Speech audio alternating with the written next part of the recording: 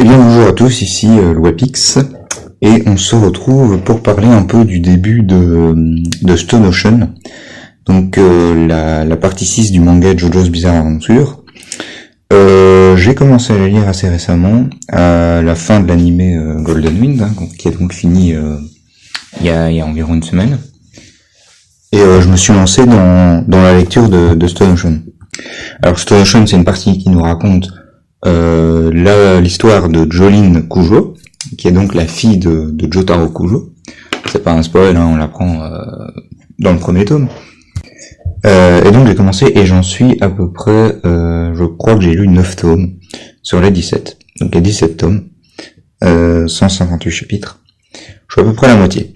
J'ai une petite vidéo par rapport au début, la première moitié du coup, de Stone Ocean, et je pense que j'en referai une à la fin quand j'aurai tout lu, donc dans peut-être une semaine, histoire de faire un bilan et ce que j'ai aimé, pas aimé, et aussi de vous parler de la conclusion de l'intrigue, parce que là on a que les débuts et la mise en place de l'intrigue, mais rien n'est encore joué et je pense que j'ai encore rien vu de cette partie.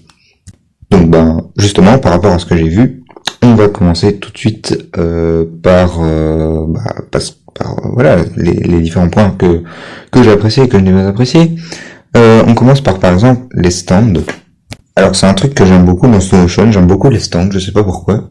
J'aime bien les stands, j'aime bien les combats, les différents personnages. Je trouve qu'il y a vraiment quelque chose d'entraînant, de plaisant, d'agréable à lire. Peut-être par rapport à d'autres parties, je préfère, je trouve ça plus agréable. C'est peut-être aussi parce que je passe au format manga.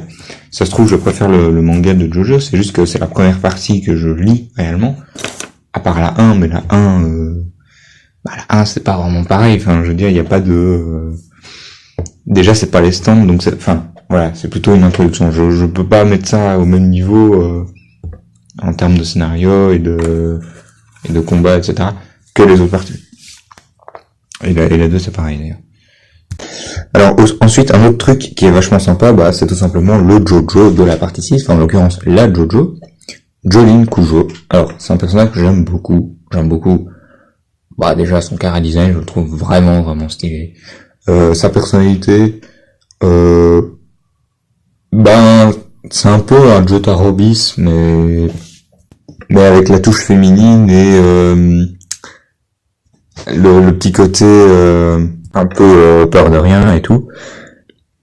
Bon, ce qu'avait déjà Jotaro, mais je veux dire ici c'est plus marqué. Et aussi un peu plus on va dire amical que Jotaro, donc plus expressive, plus dans l'aide, de toute façon, voilà.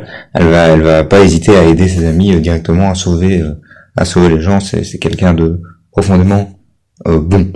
Alors au niveau de son développement, on n'en a pas encore vu énormément, on connaît un petit peu son passé, on sait qu'elle a eu un passé vraiment difficile, mais pour l'instant au niveau de son développement, on n'a pas grand chose, mais de ce qu'on a, c'est plutôt sympa, c'est plutôt bon. C'est quand même le perso principal, donc il faut quand même du lourd en termes de développement de personnage, j'ai envie de dire. Alors l'intrigue pour l'instant, elle tourne autour des souvenirs de Jotaro. Alors en fait, il y a un gars qui s'appelle Pucci, qui est en quelque sorte l'héritier spirituel, l'héritier de la volonté de Dio Brando.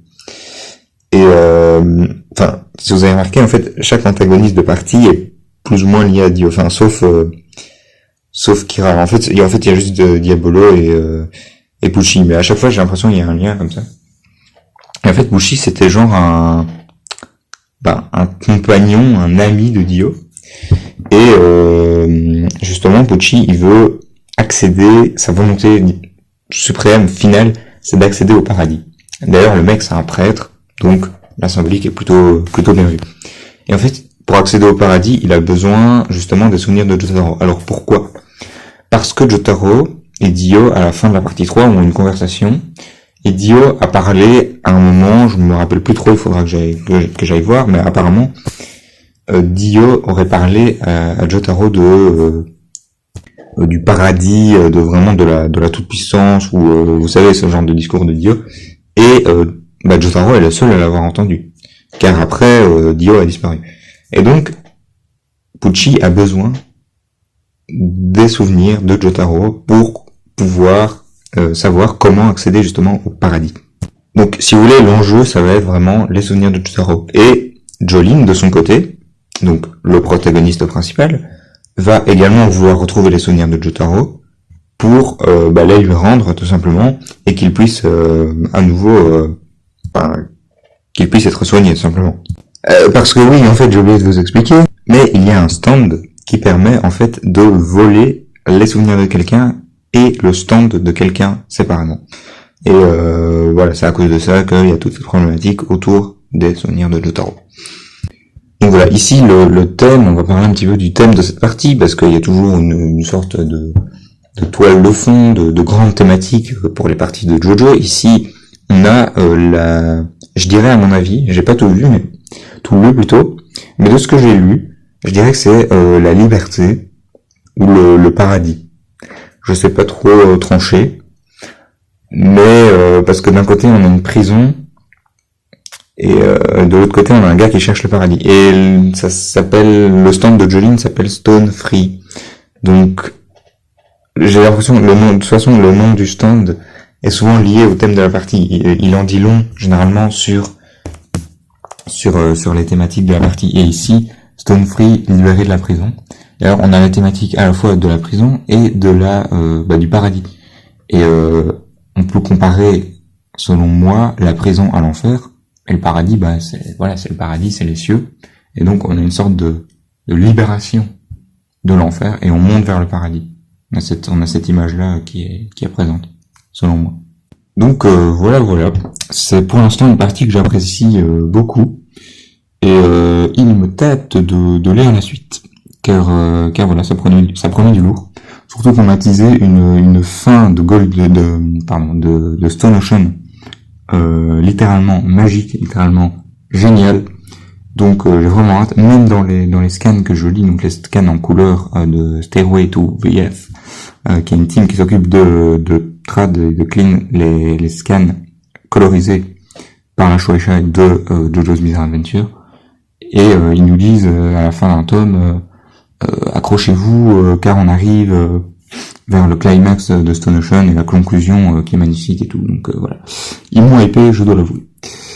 Voilà, c'est tout pour aujourd'hui. Je referai, comme je l'ai dit, probablement une vidéo à la fin, quand j'aurai terminé Stone Ocean, pour vous partager mon avis sur mon avis global sur cette partie.